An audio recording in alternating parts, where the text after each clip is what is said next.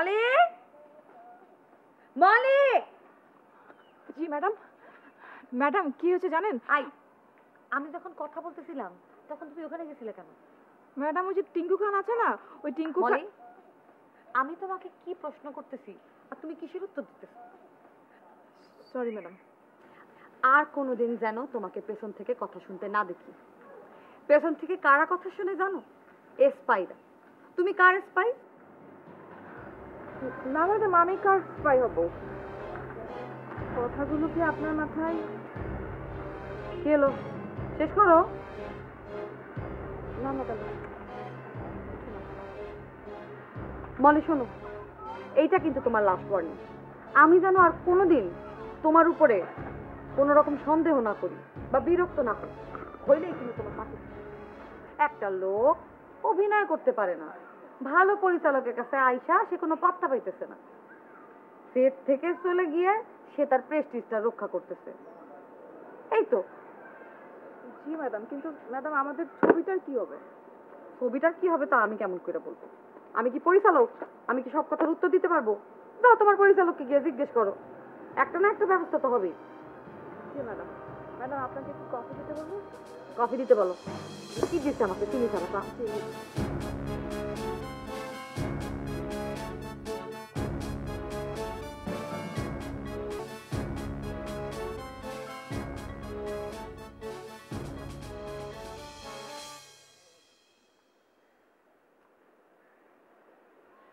কি ফ্যান শুভাকাঙ্ক্ষী, ভালো আছেন না? জি ভালো আছি। অনেক দূরে থাক, 85 মাইল দূরে যা। বদলে মুখা খোলো। তা আপনি তো আমার ফ্যান শুভাকাঙ্ক্ষী, আমার অ্যাক্টিং, আমার ছবি আপনার কাছে খুবই ভালো লাগে। সারাদিন তো শুটিং চলাকালীন তো সামনেই ছিলেন, কিন্তু আমার সামনে আহেন নাই। দেখছি আমি জঙ্গলের ভিতরে ভিতরে যাইয়া নাইকালকে ফুসকি ফুসকি কথা কইতে। হ্যাঁ, আমাকে ভুল পারেন নাকি? কি বলছেন? আমি তো কিছুই বুঝতে পারছি না। এটা অমাই গেছে, কিছু বুঝে না বুঝলে কি জোর করে বুঝবো নাকি? একটু সুন্দর করে কথা বলেন। আমি আপনার এত বড় একটা ভক্ত, আপনি এত বড় হিরো, দেশের একজন অভিনেতা, সুন্দর করে কথা বলেন। সুন্দরের খ্যাতার ভিতরে বউ থাকে কেরাসিন ঢালছেন আপনি। হ্যাঁ, প্রেমিকারে হেল্প করেন, শুটিং এর লোকেশন খুঁজে পায় না, সলভ করে দেন আপনি। জান না, প্রেমিকার সঙ্গে যে অ্যাক্টিং করেন, অ্যাক্টিং করে ছবিটা নামায় দেন। আমি তো ছবি করবো না, আমি এখনই চলে যেতেছি গে। যেই না এই ছবির শুনি কেমনে নামে ফেরত গেলি কোন সেলিম ড্রাইভার কোন ড্রাইভার কই ড্রাইভার কই বের করো।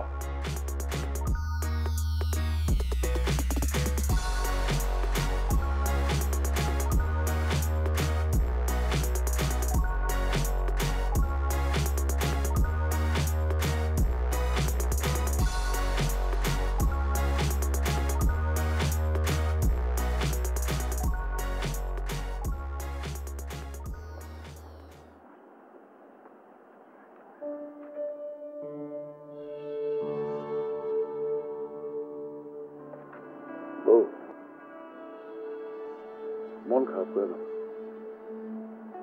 মানুষের জন্ম, মৃত্যু, বিবাহ, সন্তান, সবকিছু উপরওয়ালার হাতে। তিনি না চাইলে কোন পীর ফকির তাকে মাদুরিতে কাজ হবে বলো? এই সংসারে একটা সন্তান নাই, আমাদের সন্তান নাই, এটা চিন্তা করলে তোমার মতো আমারও তো মন খারাপ। আর তোমার মন খারাপ দেখলে আমার খুব কান্দন পায়। আমি তো তোমার ভালোবাসি। তুমি মন খারাপ করো না, তুমি একটু হাসো, মনটা ভালো করো, একটু হাসে কথা কর, তাহলে তাহলে আমার মন ভালো হয়ে যেত। বিশ্বাস করো।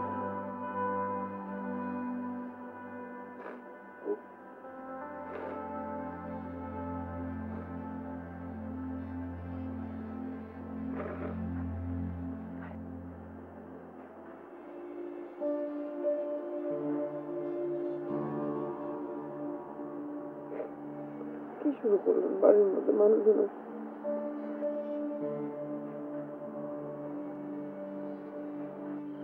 দেখুন হীরা, আপনি আমার ছবির জন্য অনেক কষ্ট করেছেন। আপনি যদি আরেকটু আমার ছবির জন্য কষ্ট করেন, সেটা মানে আমি আপনার কাছে অনেক কৃতজ্ঞ থাকব। আপনার সিনেমাটা আমি করতে চাই। সেই কারণে নানান জটিলতা উপেক্ষা করে এখন আমি আপনার সেটে পুবাইনি।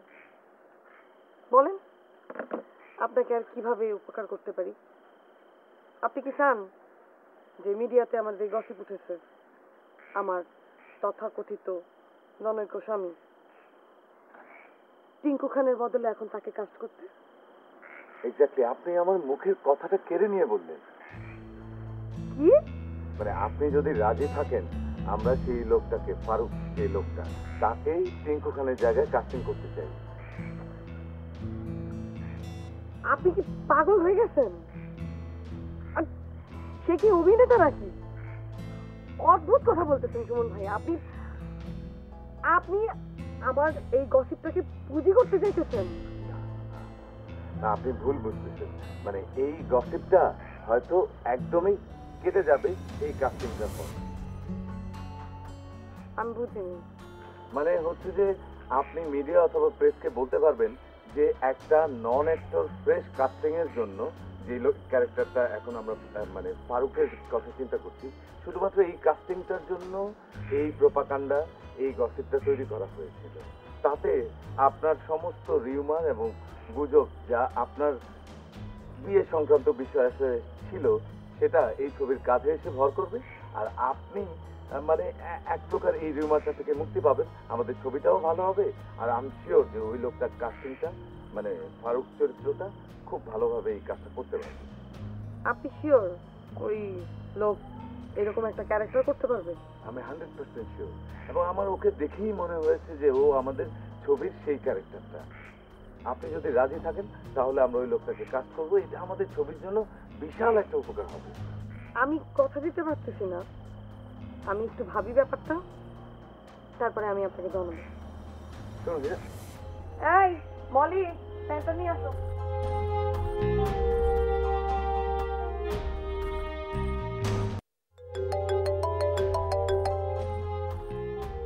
হ্যালো, সালামালাইকুম আকবর ভাই, কেমন আছেন?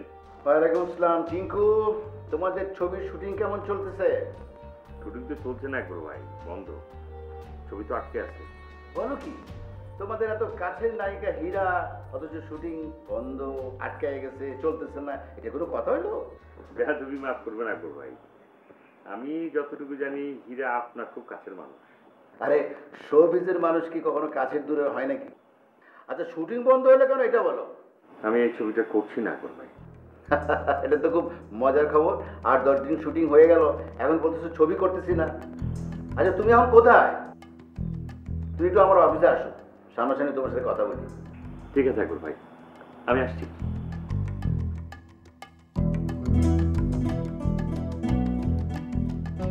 আসো আসো হীরা, দেখবো তোমার ছবির শুটিং কি করে হয়।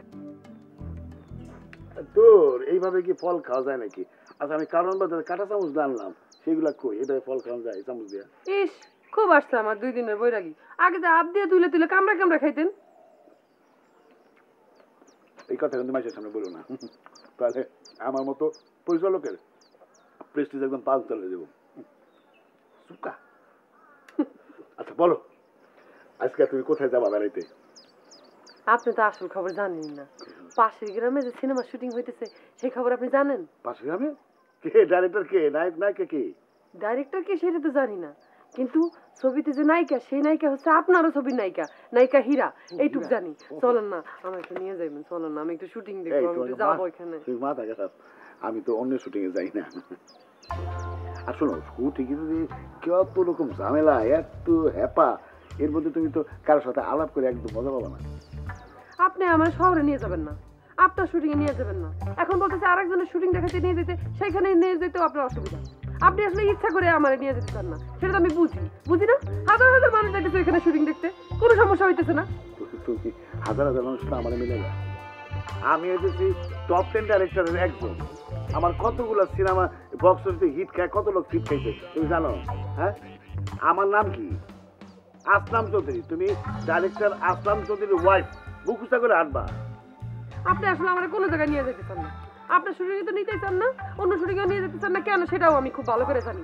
আমি যে আপনার বউ, এই পরিচয় আপনি মানুষের সামনে দিতে খুব লজ্জা পান, শরম লাগে আপনার, তাই না? আরে না রে, শোনো, ডাইরেক্টররা আরেক ডাইরেক্টরের সেটে যায় না। এই ডাইরেক্টরদের মধ্যে একটা চিরন্ত রেশারেশি আছে, এটা কখনো সলভ হয় না। হয়েছে, বুঝছে, আমার আর ভূগোল পড়ায় না। আমি তো জানি আপনার শরম করে আমার বউ বলে পরিচয় দিতে।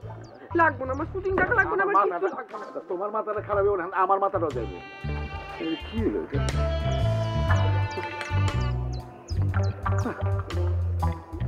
শান্তি পেলাম না।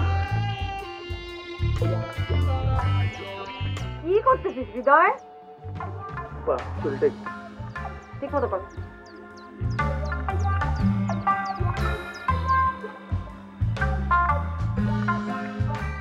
মাগো হৃদয়, একটু যাও তো। ম্যাডাম কি হয়েছে জানো? না জানি না তো। ওই যে ফারুক লোকটা আছে না, তাকে দেখলাম পরিচালকের সঙ্গে কথা বলতে। হ্যাঁ, সে তো আমাদের সিনেমার একজন পার্ট। কি বলেন ম্যাডাম? ওই ফারুক লোক কয়লা ছবির পার্ট? অবশ্যই ওনাকে কাস্টিং দেবে বলেই তো এত এত গসিপ, এত এত প্রোপাগান্ডা তৈরি করছে। কিন্তু ম্যাডাম, ওই বাসার মধ্যে যে লোকটাকে আমরা টাকা দিয়ে, মলি, বাসাতে তুমি আমাকে কত অবস্থাতেই দেখো, সেটা কি বাইরের মানুষ জানে, দেখে? না ম্যাডাম।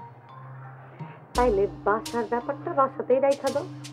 এখন তোমাকে আমি যেটা বলেছি, তুমি এখন সেটা মনে প্রাণে বিশ্বাস করতে থাকো, ঠিক আছে? তাহলে আমরা এখন কি শিখলাম? শিখলাম যে এই লোকটাকে এই সিনেমাতে নেওয়ার জন্য এইসব প্রোপাগান্ডা তৈরি করা হয়েছে, তাই তো? ঠিক আছে, আর কিছু বলার আছে? জি না। ঠিক আছে, পরিচালক সাহেব অথবা সাধনের কাছে গিয়ে জিজ্ঞেস করো নেক্সট সিন কি। যাও। আসো না, আমার থেকে না জিজ্ঞেস করে এরকম যখন তখন মেকআপের লোকরা আমার সামনে থেকে ভাগাই দিবা না, বুঝছো? পুরানো হয়ে গেল, কোনটা হয়ে যায়? যাও ডাকো। এই হৃদয়,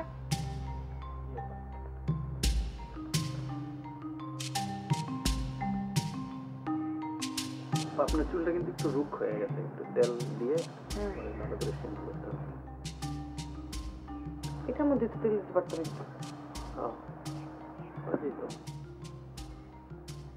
কালো করো এখান দিয়ে মেকআপ চলে গেছে। জি, আয়না আনো নাই কেন? আচ্ছা, জীবনে গেছে।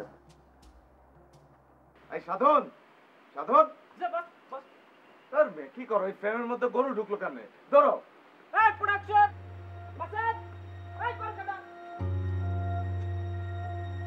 প্রত্যেকটা কাজ বলতে ধরো, এখনো তো এখানে দাঁড়িয়েছো, যাও গানে যাও। লেলেন, আর ওই লাইটটা ফিক্স করো না।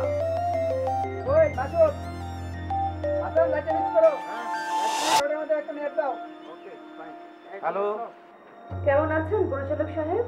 আমি জার্নালিস্ট রিমা বলছি। হ্যাঁ ভালো। আপনার তো ভালো থাকার কথা না? আচ্ছা শুনুন, আমরা রিকাস্ট করেছি আর শুটিং স্টার্ট হয়েছে। এটা কি প্রোপাগান্ডাকে কাজে লাগিয়ে সিনেমা অবশ্যই চরিত্রের প্রয়োজন। চরিত্রের প্রয়োজনে যদি হয়ে থাকে তাহলে তাকে আগে কেন কাজ করা হবে? আচ্ছা, আপনি কি আমাকে বিশ্বাস করতে পারছেন না নাকি? শুনুন, এটা আমাদের ফিল্ম পলিসির একটা পার্ট ছিল। দেখেন সুমন আনোয়ার সাহেব, আপনি কিন্তু একজন নতুন পরিচালক, আর আমি কিন্তু জার্নালিজম করছি অনেক বছর ধরে। জানেন তো না, কোনটা ফিল্ম পলিসি আর কোনটা বিপদে পড়ে সিদ্ধান্ত নেওয়া, সেটা কিন্তু আমি মনে হয় একটু ভালোই জানি। শুনুন, আপনি আপনার মতো বুঝে নেন। আমার কাছ থেকে আর কোনো ইনফরমেশন আপনার নেওয়ার আছে? আল্লাহ, আপনি যদি এভাবে কথা বলেন তাহলে তো আমাকে ফোন রেখে দিতে হবে। ও লিমা, আমি অন শুটে, আপনি ফোনটা রাখলে আমি শটে যাব। ঠিক আছে, বাই। পরে ফোন করছি আমি। হ্যাঁ, এই চলো, এই শটে চলো। আজও কোথায় কি ফোন করে কার খবর কার কাছে নাই। এই লেলিন, যাবো যাবো। হ্যাঁ যাবো রে। হ্যাঁ চলো। এই সাধন, সাধন বাস, একটা থাপ্পড় দেবো। এরকম দেবাস দেবাস এগুলো ভদ্রতা শিখো নাই? যাও আর্টিস্ট কল দাও, যাও। রাস্তা খুঁজে পাচ্ছ না তুমি? কেন সিনেমার মানে এই সমস্ত লোকজন দিয়ে আমার কাজ করতে হবে? মানে এরা বানাবে সিনেমা।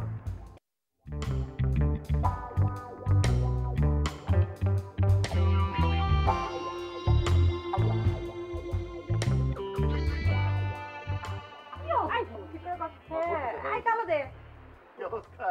আসলাম ভাই!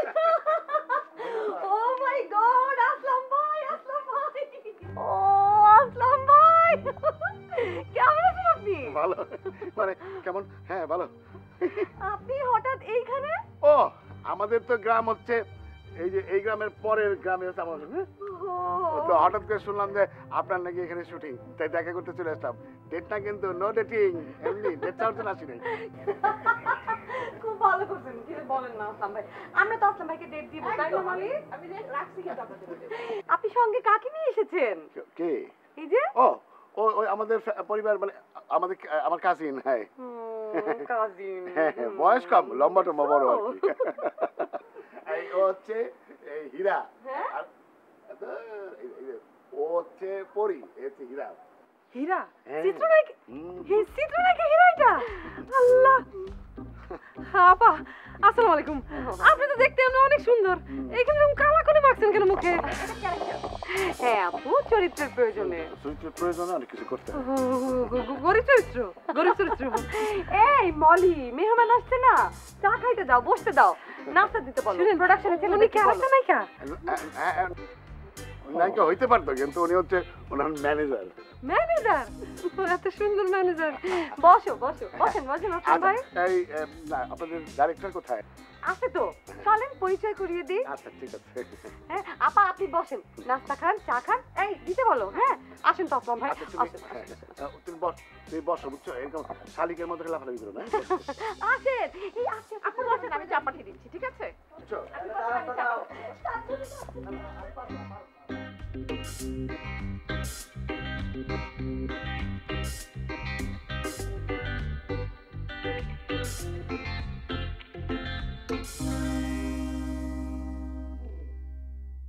এই যে ভাই, এই যে ভাই, একটু শুনবেন? আপনি কি এই এই এই জায়গার লোক, মানে শুটিং এর লোক? জি, আমি এই জায়গার চিফ অ্যাসিস্ট্যান্ট ডিরেক্টর। চিফ? ও আচ্ছা, বুঝছি বুঝছি। কাজিন মানে কি জানেন? অনেকক্ষণ হাসি ছাড়াছিলাম, হাসালেন। কাজিন মানে বোঝেন না? কাজিন মানে হচ্ছে খালাতো, ফুফাতো, মামাতো, জ্যাঠাতো, চাচাতো, ভাই বোন, ভাই বোন আর কি। তো আপনি কি? আপনারা তো চিনলাম না। জি আমি ওই যে বেড়াইতে আসছি, এখানে শুটিং দেখতে আসছি। আচ্ছা, আমার স্বামী ভিতরে গেছে, ওই যে ফিল্ম পরিচালক আছে না আসলাম চৌধুরী, উনি আমার স্বামী। আপনি আসলাম ভাই ওয়াইফ?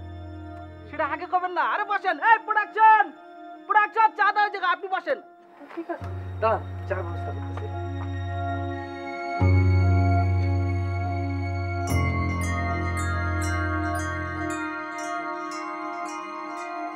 দাদা, আপনার ডাইরেক্টর তো সেরকম ব্যস্ত, মানে মনে করেন যে কি বলে এক্সট্রিম বিজি, হাইয়ালা করার সময়ও নাই। না, উনি আসলে সব ব্যাপার নিয়ে একটু বেশি খুঁতখুঁতে, আর সব ব্যাপারে ইনভলভ থাকতে চায়, তো এই জন্য ব্যস্ততাটাও বেশি। ছোট পর্দার ঠিক আসছে না, ভাই ব্রাদার না, বুঝছই গ্রুপের এরকম হওয়ারই কথা। কাক কিলে তো কম গে, ইলেকট্রিসিটি যায়, জেনারেটর চলতেছে না, গরম একটা বাতি ডালা রাখছে। আচ্ছা ম্যাডাম, এটা কি উল্লাপ? ওই টিঙ্কু খান নাকি সেটা থেমে গিয়ে চলে গেছে? বললেন না আসলাম ভাই, কি অবস্থা। উনি এখন পর্যন্ত ঠিক মতো অভিনয়টাই তো শিখতে পারলেন না। আর এই পরিচালক তো আর কমার্শিয়াল সিনেমার পরিচালক না, ওনারা তো ধুন ফুন বুঝাইলে হইলো না। তার চরিত্রটা ঠিক মতো তো সে উপস্থাপন করবে, সেইটা না কইরা অ্যাক্টিং ঠিক মতো না করতে পাইরা ওই গোজামিল দিয়া কই জানি বাসে। হিরো যদি 8-10 দিন শুট করে চলে যায় তাহলে সিনেমা শেষ হবে।